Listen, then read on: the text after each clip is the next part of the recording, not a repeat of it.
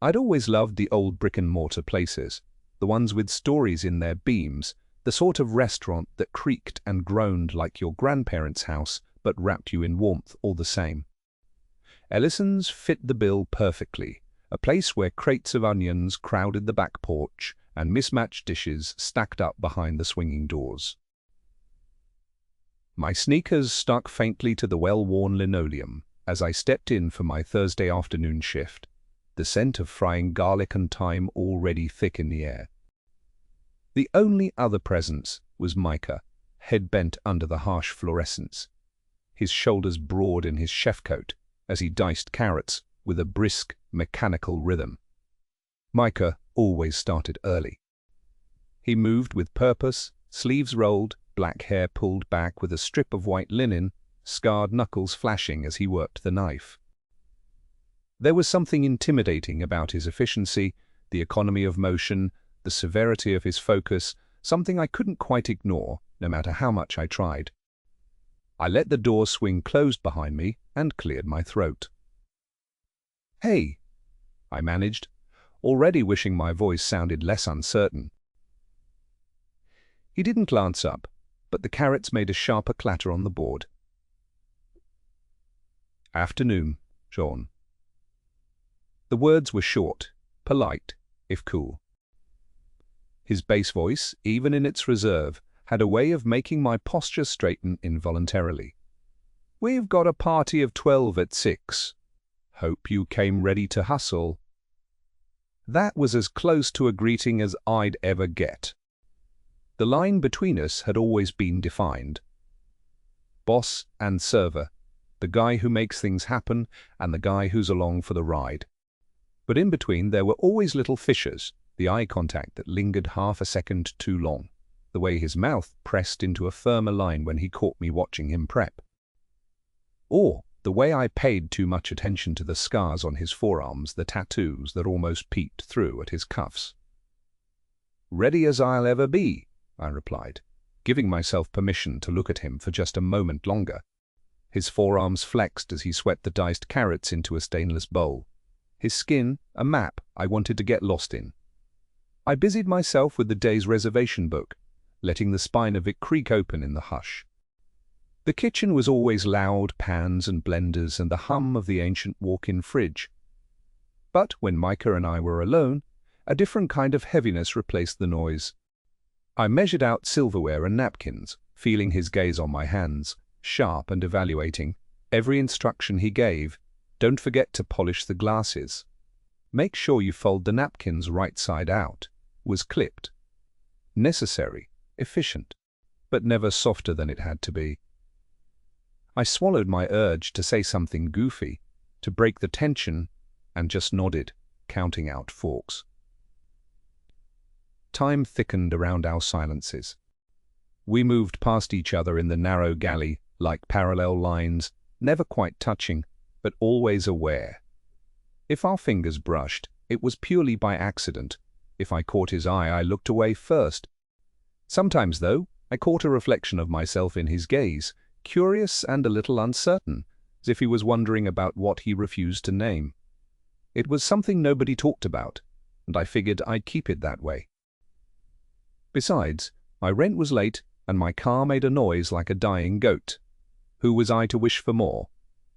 So I forced a grin at a passing cook, stacked my tray, and braced for the oncoming night. But sometimes the world has different plans. Just as we hit our dinner rush, a thunderstorm rolled in, rattling the windows until the lights flickered, and then, with a sigh that seemed to rise from the bowels of the restaurant, everything went black.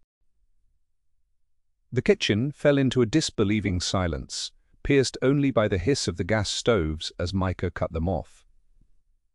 "Everybody stay put. Don't freak out," he called, voice carrying a calm that made the line cooks stop and listen. Emergency lights buzzed dimly to life, ghosting the dining room in yellow. I hurried out to reassure our customers, holding up my phone for the flashlight. They grumbled, but the regulars just laughed, shaking rain off coats and finishing their drinks by the pallid glow. Micah emerged from the kitchen, pocketing his lighter. "We'll have to comp what we can," he said, voice quiet. "Go make the rounds. I'll be in the back." He didn't touch my arm as he passed, but I felt the gravity of him all the same, like a planet moving through atmosphere. Half an hour later, the front was empty except for an overturned candle and the last trace of perfume in the chairbacks. I started stacking chairs up, a metallic jangle echoing in the nearly lightless room. It was strange, shadows softening the world, pressing us closer together as windows fogged up from the humidity outside. The place felt secret in the dark, held tightly like something worth saving. From the kitchen, Micah called, "Hey, Sean, you got a minute?" I found him kneeling by the dish pit, sleeves rolled to his elbows, the curve of a tattoo visible for a heartbeat as he wiped his brow. Our regular janitor wasn't coming in. The storm had flooded half the street, so cleanup was on us. The generator failed to boost the overheads, leaving only a flashlight duct taped to a flower container for illumination. Every shadow in the industrial sink stretched out across the floor. For the first time since I'd known Micah, the atmosphere shifted, the pecking order dissolved, the job descriptions melted. "I can do the floors if you take trash," I offered. But for once, Micah shook his head. "Let's just get through it. Team effort, right?" I liked the sound of that. I grabbed a broom and started sweeping, the dust motes glimmering like stars as the flashlight caught them. Micah cleaned in silence, humming sometimes. Old song fragments I didn't recognize, rough and almost tuneless. Eventually I ventured, "You ever done this by flashlight before?" He snorted, glancing at me over his shoulder. Rarity, and my heart kicked at the sight of him, softened by the half-dark. Worst outage was winter 3 years ago. Place froze up like a tomb. Cooks quit in the middle of service. I had to finish the last tickets myself with nothing but a Zippo and a sense of humor. That image, Micah, alone, jacketed in cold and flame, defiant in the thick dark, made me smile. "Sounds like a hell of a story," I said, sweeping crumbs into a pile. "Not funny then." "Funny now." He let out a sigh that might have been laughter. Half the city lost power. The owner at the time was about ready to put the place up for sale. We saved it. Or maybe we just stuck around long enough for the lights to come back. "What made you stay?" I edged closer to the dish pit, dustpan in hand, hoping, stupidly, for something personal. I'd taken to collecting the bits of trivia. Micah let slip, each one a tiny window. He wiped a plate, then set it down slower than usual. Didn't have anywhere better to be. He looked up at me, shadows deepening the lines under his eyes. "What about you? Why'd you stick around this dump?" His mouth curved just slightly, not quite a smile. He shrugged, bending to the floor, pushing the crumbs into the pan. "Free food. Keeps me off the street." And I glanced up. "I like the people," Micah huffed. But when he looked away, I caught the ghost of something softer in his profile. "You're weird, Sean. I get that a lot," I replied, grinning. "You always this nice after a power outage?" He was quiet for so long I thought he hadn't heard. Then he said, "Sometimes. When the mood's right." The edge of his tone gentled. It sounded almost playful, like the beginning of a private joke, and I let the warmth that sparked in my chest glow a little brighter. I used the mop, listening to the sluice of dirty water, the echo of my heartbeat in the blacked-out room. "What do you do before this?" I asked, voice quieter than I meant. He spat into the sink, running the faucet. "Lot of kitchens. Some worse, some better, nothing that sticks. I worked at Denny's, thought I'd die of boredom. Here at least I get to see something real happen." Micah twisted to face me. For once his guard slipped, and I saw something like understanding and maybe weariness move through his eyes in the dim. His seriousness was overwhelming. "You get used to the hours?" he asked. I shrugged, leaning the mop against the tile. Mostly. Sometimes I dream I'm still running table numbers in my sleep. He made a low sound, the beginnings of laughter. Me too. But with tickets. That made us both laugh, quietly, so as not to disturb the world beyond the windows. The gap closed by degrees, a shared moment instead of an order, laughter bouncing off walls, slicked with old grease and ghosts of meals past. I felt bold, with the darkness as a shield. Or ever get tired of being in charge? All the time, his voice was soft, nearly tender. Doesn't mean I know what I'd do if I wasn't. Yeah, I said, understanding. It's easier to keep busy. You don't have to think so much then.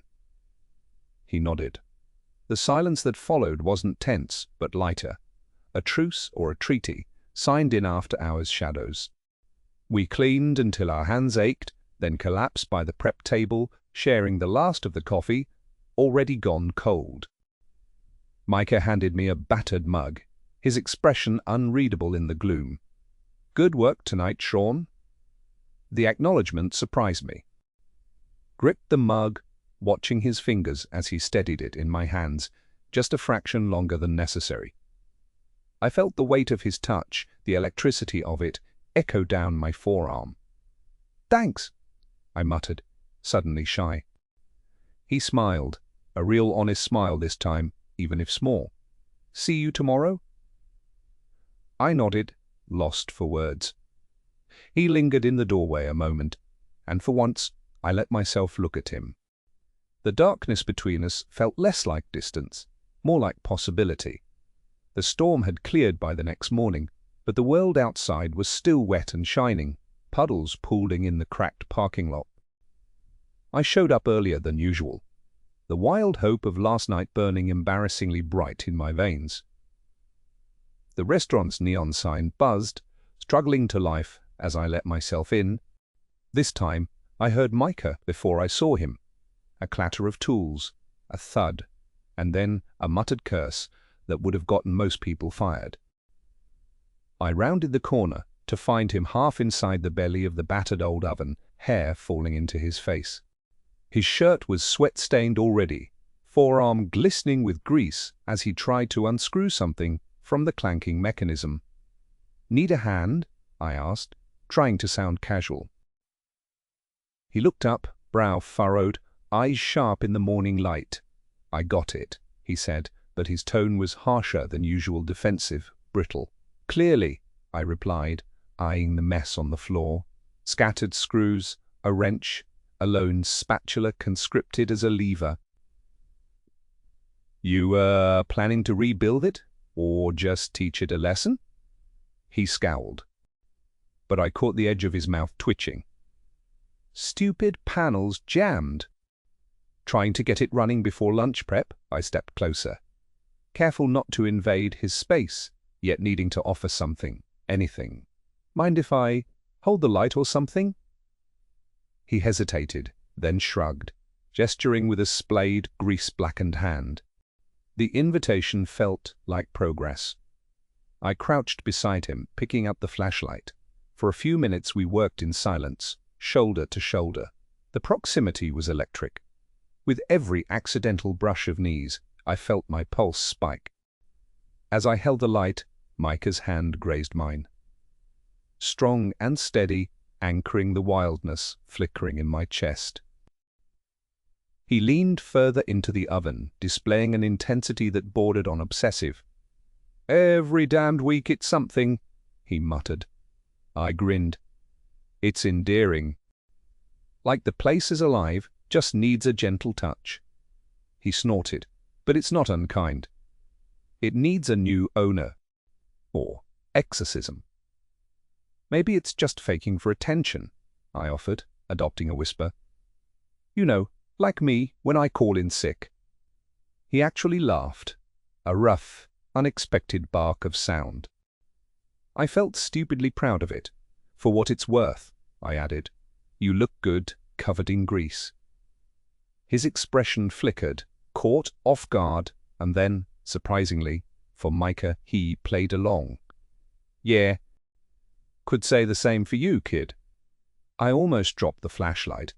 He steadied it, and my hand, just for a second, anchoring us both in the moment. "All right, try the switch now." I ran to the wall and hit the breaker.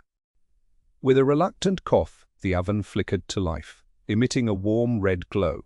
Micah whooped, turning to me with relief painted across his face. "We did it," I grinned. "No, we did it," he corrected, emphasis deliberate. His hand clapped my shoulder, firm and reassuring. "Not bad, Sean." Our eyes locked, and, for once, the tension melted. Maybe it was grease and sleep deprivation, but for the first time, we stood together as equals. He held my gaze, something tender, flickering in the space between us. "You're all right? You know that?" he said, and it sounded like a rare gift. I managed took you long enough to notice. The laughter between us was real.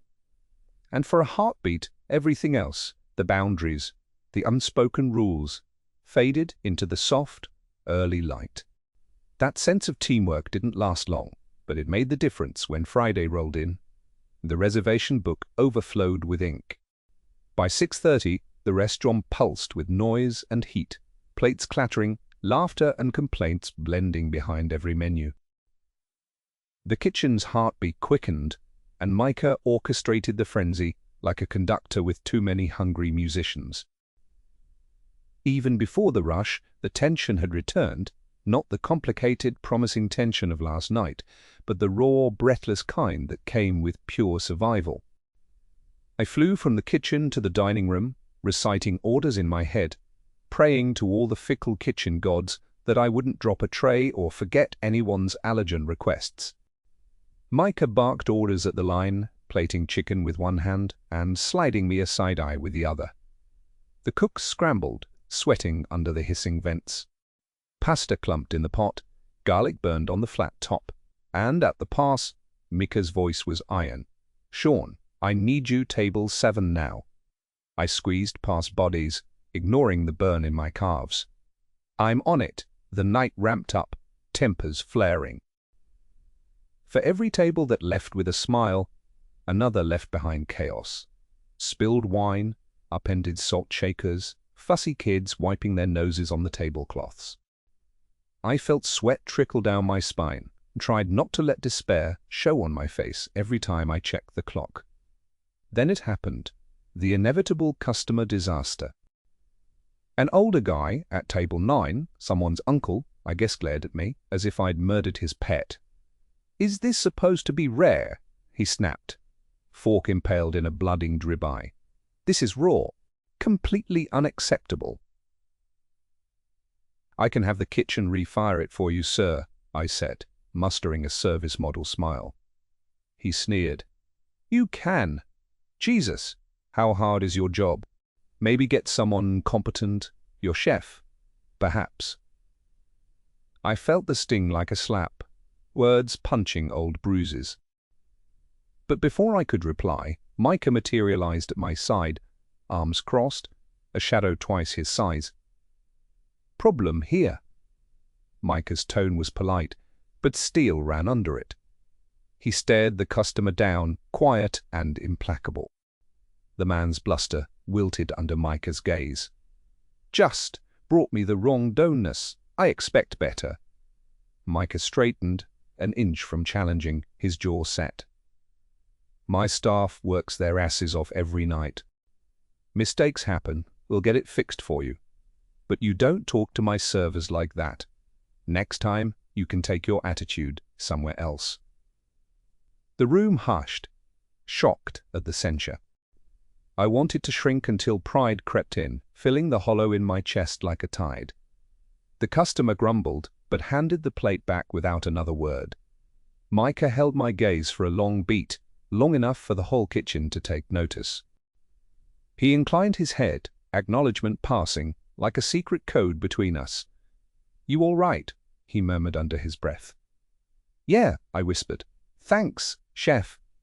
That little word, thanks, so ordinary anywhere else, landed deeper than I expected. It was more than gratitude. It was an understanding, a flag. planted in the raw ground between us. Micah nodded, the corners of his mouth softening in something like a smile before he returned to the line. The night passed in a blur. Orders came and went in a river of voices and sauce. And by closing, exhaustion ached so deep in my bones I didn't want to move. Inside the walk-in cooler, refilling the bins for next service, I paused, letting the cold draw the heat from my skin. Micah appeared, arms loaded with lemons, breath fogging in the frigid air. He glanced down at his watch, a rare moment of vulnerability in his careful choreography. "Long night," he said, voice muffled by frost and fatigue. I nodded, teeth chattering. "Feels like 2 shifts in one." He stacked lemons on the shelf, slower than usual, moving with the careful exhaustion of someone running on pure will. Silence filled the cooler, thick with things unsaid. Then, as I reached for a tray, our hands brushed cold skin on warm electric. I froze. The air, the metal, the brush of Micah's skin, everything sharpened into a pinpoint of sensation. Our hands hovered together over the lemon tray, neither of us moving away. Instead, he closed his palm around the back of my hand, just for the smallest moment, like he needed an anchor, something real and pulsing to hold on to, in the white chill of the walk-in. His breath plumed in the cold, eyes flickering away from mine, then, with deliberate slowness, found them again. There was vulnerability there, a kind I hadn't seen all the months I'd worked with him. Always the ironclad chef, the hurricane behind the line, but now he looked bare, human. "I don't usually talk about this," he said, voice gravel-thick. "But I don't know. It's late. We're both still here, so maybe it doesn't matter." My hand was still beneath his grip steady as if daring me to pull away. I didn't. He let out the faintest, unsteady laugh. "The only reason I run this place is because of my dad. He built it from scratch when he was barely older than you. It was all he ever talked about. Even after he got sick," he shrugged, letting the silence fill, his thumb unconsciously tracing circles against my knuckles, tiny, searching motions. "When he died, I didn't even want it. I was ready to sell, or run, or just get drunk and disappear." There was a rawness to his words. The old insulation hummed dully above us, the scent of lemons and old garlic biting at the back of my throat. I found myself gripping the tray closer, like I could cradle his pain with my own hands. "Everyone thinks I'm here out of pride," he let out a soft, humorless sound. "But I'm just stubborn. I thought if I could make it work, keep it going." He wouldn't. He stopped, biting off the thought, and, for a second, I saw all of it. The exhaustion in the lines of his face, the heavy dark beneath his eyes, the work-roughened hands gripping mine, like he needed to believe there was something worth holding on to. I hadn't expected this, not from Micah. I'd always thought I was just a piece of the kitchen machinery to him, the fry cook, the one who could work a line without drama. But now his eyes met mine and searched, desperate for something unnameable. "I keep hoping," he started, and stopped again and pressed his lips tight together. I stepped closer,